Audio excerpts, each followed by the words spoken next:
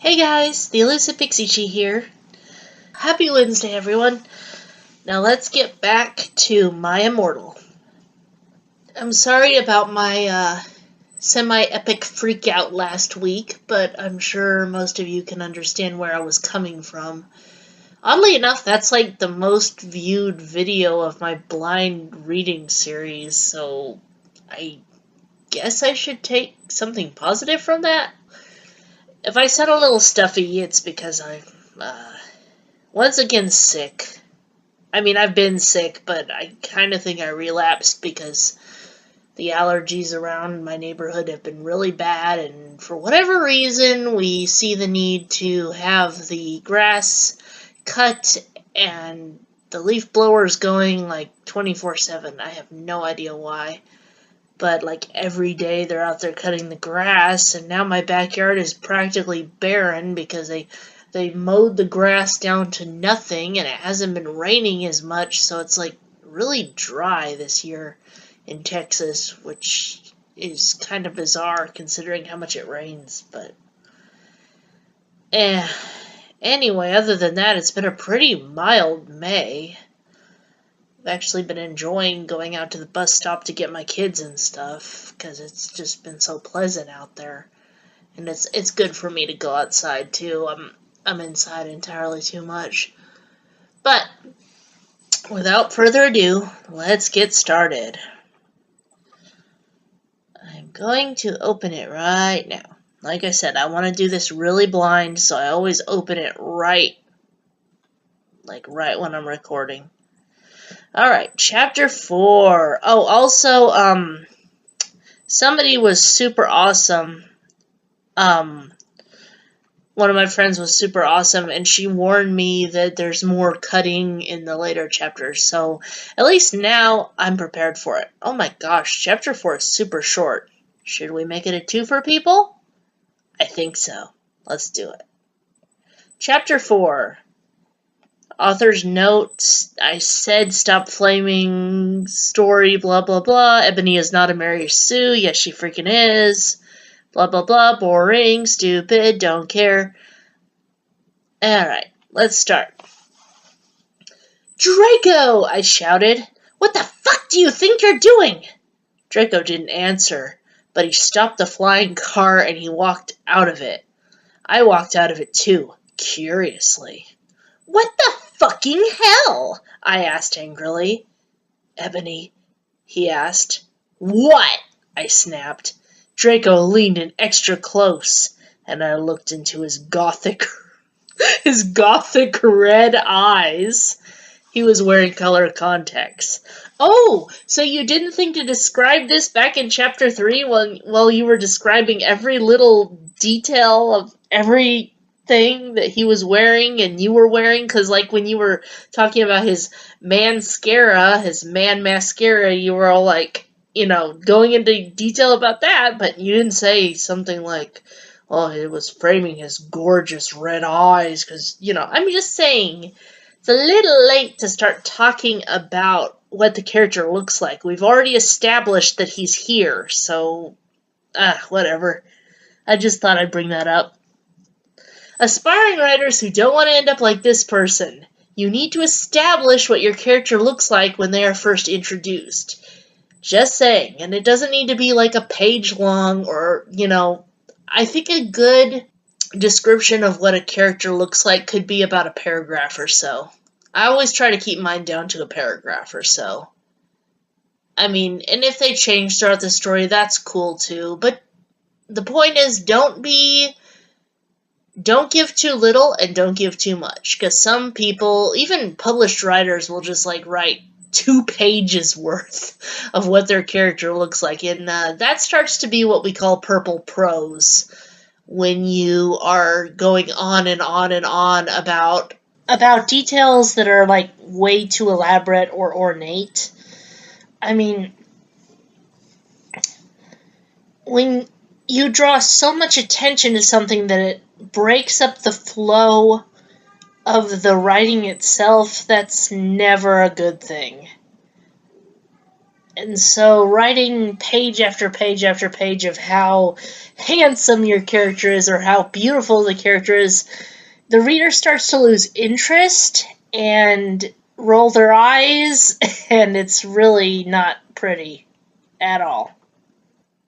You're describing the character to the point where you're saying their personality is they're handsome.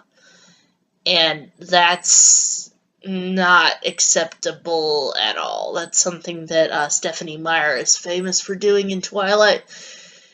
It's not a good way to craft/describe a character. I mean, being handsome, being beautiful, that's part of what they look like, sure, but you can't, it's not enough to just say it. You have to tell the reader why, and you can't go on and on and on about it like it's the only thing that matters. Maybe at some point I'll go over the cardinal rules of writing and explain more about what purple prose are and about some of this other stuff. I kind of didn't want to do any writing tutorial type videos because I'm kind of the mindset that people who make these and aren't famous writers yet are very pretentious. So I kind of didn't want to be giving information out because I'm not an established famous writer or anything. But at the same time, people have been asking me a ton of questions on my DeviantArt page about writing and stuff. So maybe I should? I mean, I really would like to help people get better at writing, but at the same time, I don't want to come off as pretentious, so tell me what you guys think of that. Alright? Draco leaned extra close, and I looked into his gothic red eyes. He was wearing colored contacts, which revealed so much depressing sorrow and evilness. And then suddenly, I didn't feel mad anymore. I was scared shitless because this evil man had driven me into the woods and gotten out of his car. Normal reaction. And then, just as I kissed... Sorry, this sentence hurts. Suddenly, just as Draco kissed me passionately. Draco climbed on top of me. Okay, here we go. We're probably gonna... Yep, here we go. This is the big one. This is what earned this fanfic an M rating, apparently. Draco climbed on top of me, and we started to make out keenly against a tree. Keenly, huh? Keenly. Alright. Let's check out the definition of keen. I don't even know. I mean, I imagine it can be an adverb, but seriously. Okay. Yes, it actually does mean enthusiastic, sharp, piercing, or intelligent. Those are the definitions of keen. However, just because the word works doesn't mean you should use it. Keenly. Anyone, anywhere, have you ever used or seen the word keenly to describe making out? Usually it's a word like passionately, or fervorously, or eagerly. I'm just saying, keenly is not the best word to use here. Just my 2 cents. Alright. Get the sexy music going. Woo! He took off my top, and I took off his clothes. I even took off my bra. Then he put his thingy into my you-know-what. And we did it for the first time. Oh my god. 50 Shades of Grey, eat your heart out. That was so dang kinky.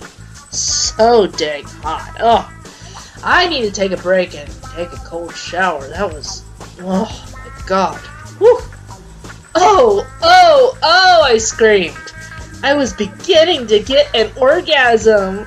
We started to kiss everywhere. My pale body became all warm. And then... what the hell are you doing, you motherfuckers?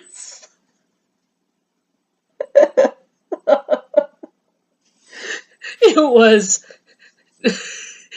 Dumbledore.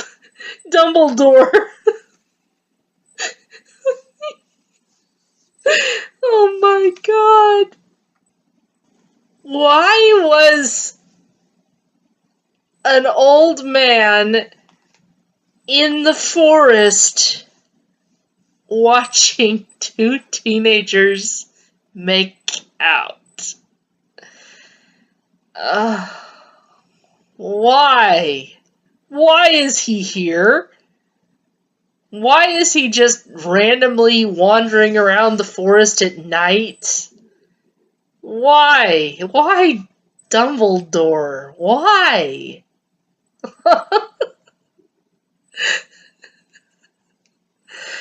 Okay. That whole sex scene was already creepy and awkward, but now it's like, it's that times like 50. Alright. Okay. I'm getting some really terrible images in my head right now of what he was doing in the forest with two young teenagers doing stuff nearby. It's like, no. Oh boy. I can only imagine how insulting this fanfic would actually be if I did know, like, everything about Harry Potter and I was, like, a devout fan, and I can only imagine how insulting this must be. I mean, I don't even really know any of the characters except what pop culture has given me, but oh my god, that's just, like, oh no. I hope for the integrity of the character, fuck the integrity of the story, but I hope for the integrity of the character, he was just in the woods, chatting it up with Treebeard. Cause that's obviously gotta be a thing, because, okay, I'm just gonna say that was what was going on. They were having a little midnight tea party in the woods. I don't know if trees need to drink tea. If I was a tree, I probably wouldn't want any tea because it's got herbs and stuff, which are plants, and that would be kind of, skeevy to be drinking tea that was made of my friends and stuff. But, yeah, okay. Well, that was interesting. I think I could go for a twofer like I promised, so. Next chapter! Chapter 5. Okay, we're not even gonna worry about this author. She keeps going, stop flaming, stop flaming, stop flaming, stop flaming, stop flaming. I'm gonna die if you don't stop flaming. Oh my gosh. Oh my god, I just realized this story has over 5,300 reviews. It's got 5,352 to be exact. This makes me hurt a little inside. I'm hoping that it's just for funsies, because otherwise I feel just really insulted by that as a writer. Okay, let's go on. Alright. Dumbledore made and Draco and I follow him. Proofread, please. He kept shouting at us angrily. You ludicrous fools, he shouted. I started to cry tears of blood down my pallid face. Draco comforted me. When we went back to the castle, Dumbledore took us to Professor Snape and Professor McGonagall, who were both looking very angry. They were having sexual intercourse in the Forbidden Forest, he yelled in a furious voice. Why did you do such a thing, you mediocre dunces? Asked Professor McGonagall. How dare you? Demanded Professor Snape. And Draco shrieked, Because I love her! Everyone was quiet. Dumbledore and Professor McGonagall still looked mad, but Professor Snape said, Fine. Very well. You may go up to your rooms. Professor Snape knows what's going on. He's like, we could actually turn a profit on this. We could actually start filming it and so. Oh god, sorry, that was a terrible joke. Draco and I went upstairs while the teachers glared at us. Are you okay, Ebony? Draco asked me gently. Yeah, I guess, I lied.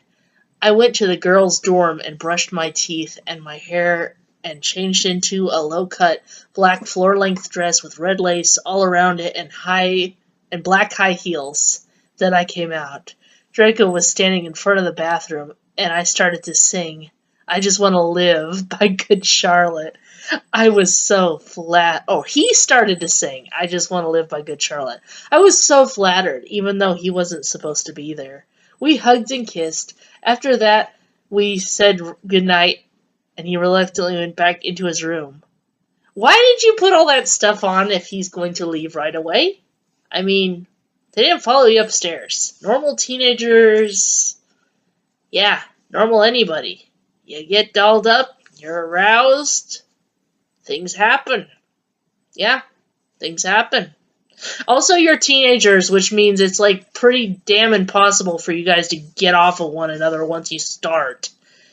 I'm just saying. No, I don't think. Unless one of the professors put like a spell on you to where you no longer want to have sex, there's no way you guys are gonna stop having sex if he's right there in your room and you're all dressed like that. I'm just saying. And what's with the singing? What the hell? What teenage boy does that when he sees a girl dressed up in sexy nightgown and high heels? I'm sorry. I mean, there's a time and a place to serenade a woman, or a girl in this case, and this certainly isn't it. Alright. Thankfully, these two chapters didn't trigger me or make me angry. They were back to the normal brand of stupidity I'm expecting from this story, which is good. This is good. So, I'm going to X out of the story before I accidentally see any more, and next week we will start on Chapter 6. It's about time for me to go to the bus stop and get my little ones from school, and this weekend it'll be Stealth and Witchcraft time, people. Chapter 50. We are more than halfway there, and this is the chapter where Guinevere's sugar rush gets the better of her. And Garrett's kind of a jerk again, but he's always a jerk, so what else is new? Alright, well, and that's all I have to say. This is the Elusive Pixie Chi, signing out. Bye!